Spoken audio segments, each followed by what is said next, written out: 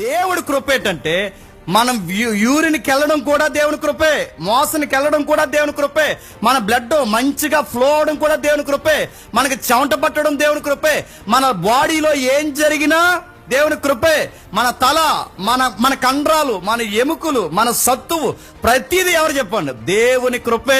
ఒక మాట చెప్పాలంటే నా నిలువెత్తు ఆకారం చెప్పండి దేవుని కృపే. నేను నిద్రపోయి టయానికి లెగుస్తున్నానంటే కడుపు నిండా ఆకలేస్తుందంటే దేవుని కృపే. ఇవన్నీ దేవుడు తన అండర్లో జరిగిస్తాడు కనుక సౌలు గారికి ఆ టయానికి ఆయనకి వాష్రూమ్కి వెళ్ళడం ఏంటండి? ఇది యాదృచ్ఛికంగా జరిగిందా? దేవుడు ప్లానింగ్ లో జరుగుతుంది, దేవుడు ప్రణాళికలో జరుగుతుంది, దేవుడే జరిగిస్తున్నాడు. ఇది యాదృచ్ఛికంగా జరిగిన కార్యం కాదు, ఏదో ఇప్పటికిప్పుడు అలా దేవుడు ఏర్పాటు చేసింది కాదు.